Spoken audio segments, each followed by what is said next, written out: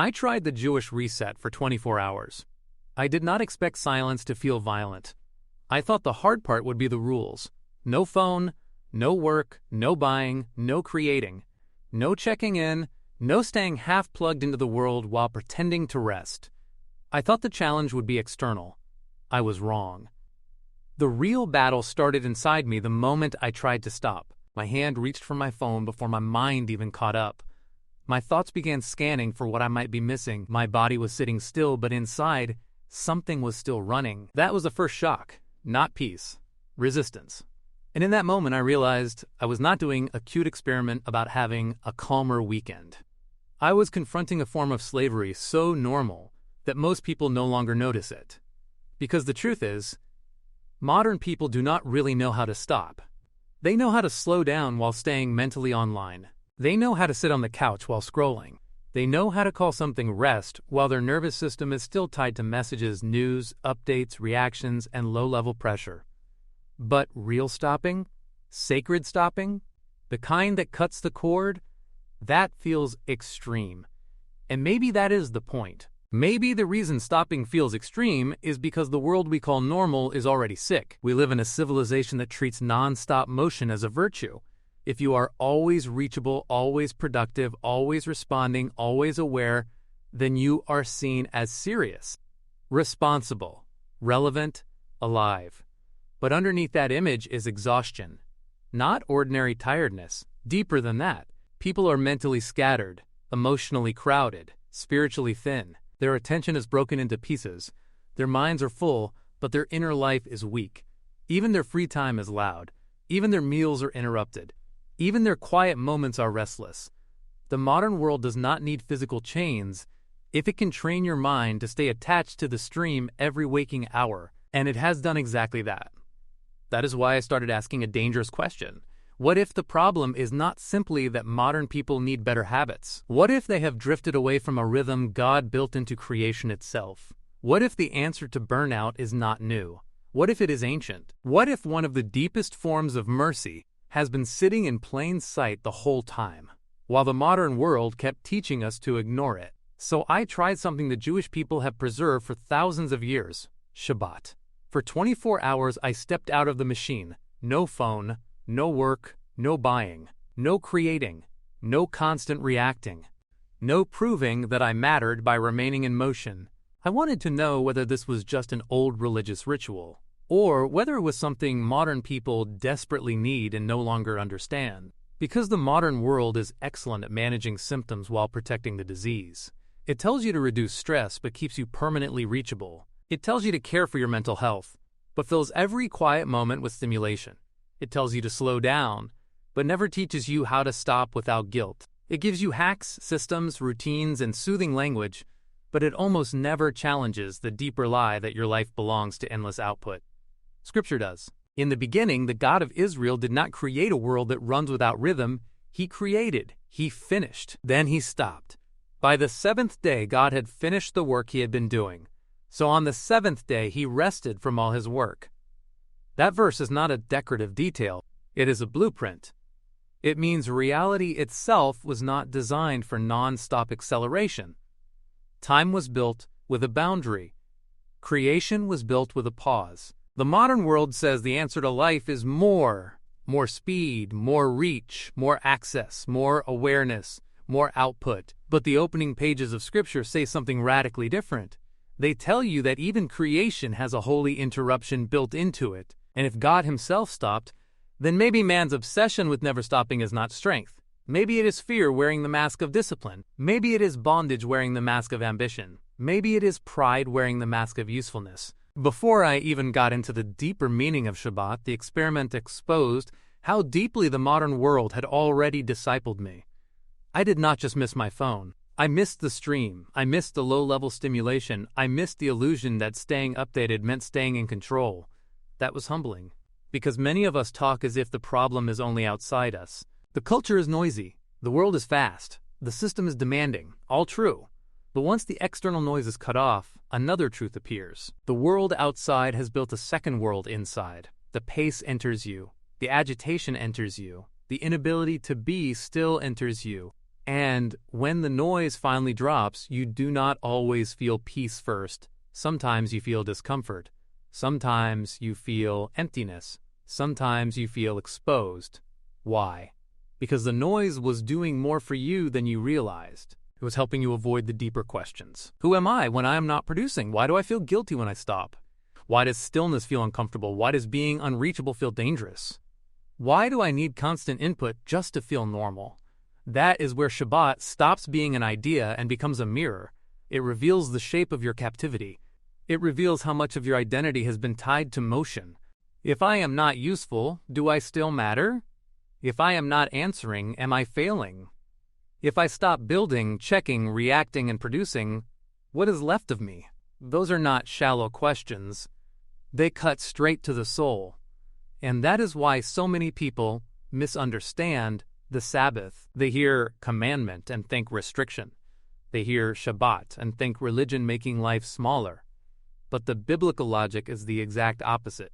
Good boundaries do not destroy life, they protect it. A fire without boundaries becomes destruction. A river without boundaries becomes a flood.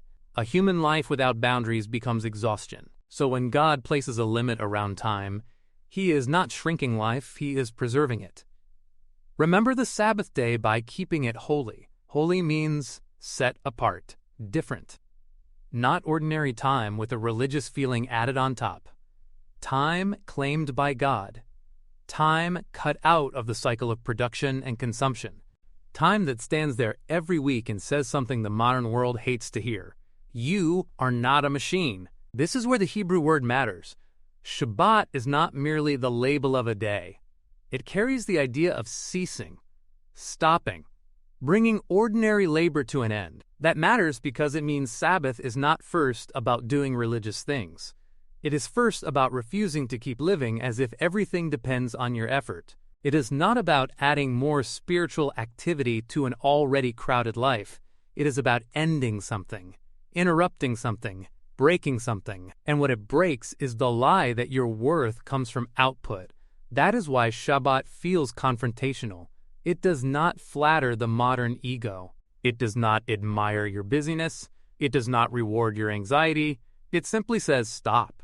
Stop because you are not God. Stop because the world keeps turning without your constant management. Stop because time belongs to the Creator, not to your fear. Stop because the soul cannot breathe in permanent acceleration. Stop because enough is real, even if your culture has forgotten the meaning of that word. That is one reason Yeshua's words hit so hard. The Sabbath was made for man, not man for the Sabbath. That is not Jesus canceling Sabbath. It is Jesus restoring its meaning. The Sabbath was made for man, for human beings, for their good, for their restoration, for their freedom. That means if Shabbat feels unbearable to us, the problem is not with the gift.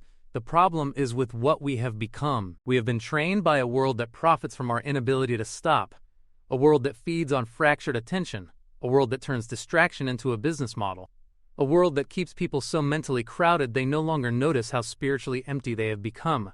And then Jesus steps into that world and speaks like a man, calling the weary back to life. Come to me, all you who are weary and burdened, and I will give you rest. That is not the language of a system squeezing more out of tired people. That is mercy. And Shabbat, rightly understood, lives in that same stream. Not empty ritual, not cold legalism, mercy with a boundary, rest with authority. A gift so concrete that it forces you to decide whether you really trust God enough to stop, because that is what stopping actually is. It is not just practical, it is theological. It is an act of trust. When you stop working, stop checking, stop buying, stop managing, stop reacting, you are declaring something whether you realize it or not. You are declaring that the world is upheld by God, not by your inability to unplug. You are declaring that your unfinished tasks are not sovereign. You are declaring that your value does not rise and fall with your output. You are declaring that there is a limit to your rule, and that limit is holy. For modern people, that is radical. We are used to defining freedom as maximum access, maximum movement, maximum choice, maximum flexibility, but that kind of freedom often becomes another prison.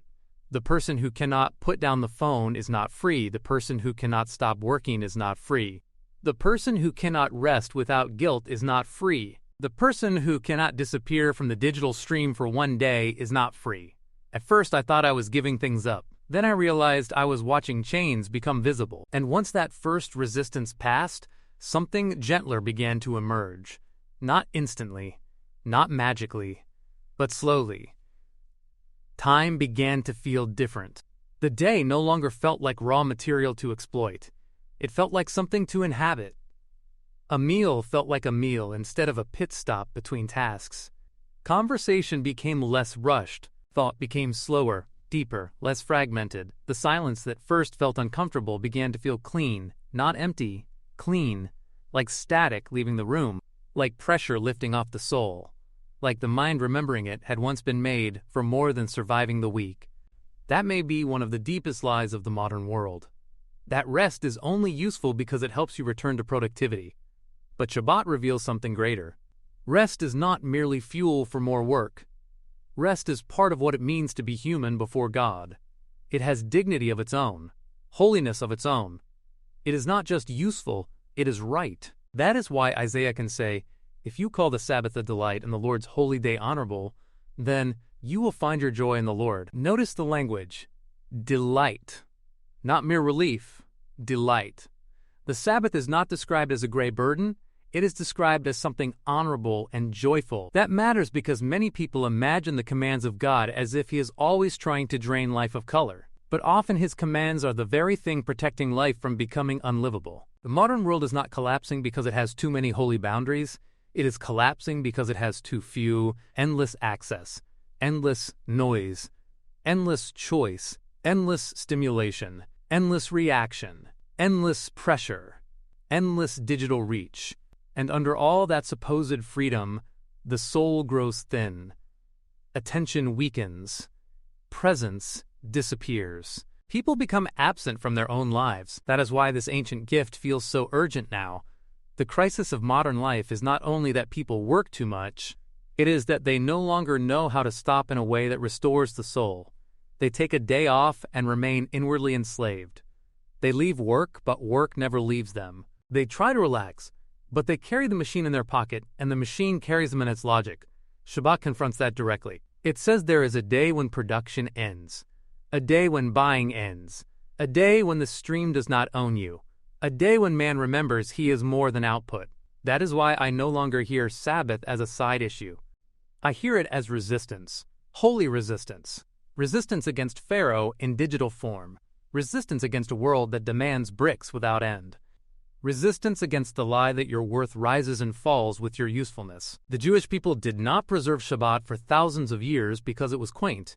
They preserved it because life collapses without sacred limits. They preserved it because identity dissolves when everything becomes work. They preserved it because the soul needs a weekly witness that God is God and man is not. And that witness matters now more than ever, because modern people are carrying a burden they have learned to call normal. Their attention is broken. Their inner life is crowded. Their peace is weak. Their joy is thin. Their conversations are shallow. And many of them already know something is wrong. They can feel it. The pace is wrong. The noise is wrong. The fragmentation is wrong. The inability to stop is wrong. They are always connected, and still somehow far away, far from each other, far from themselves, far from the presence of God. So maybe the real question is no longer, why would anyone keep Shabbat? Maybe the real question is, what has this world turned us into?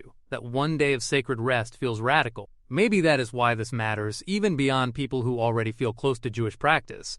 Because beneath the command is a truth about human beings themselves. We were not made for non-stop production. We were not designed to carry the system inside our souls every waking hour. We were not created for permanent distraction.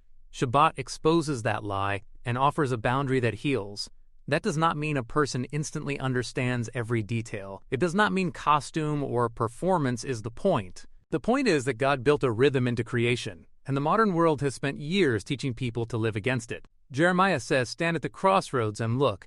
Ask for the ancient paths, and you will find rest for your souls."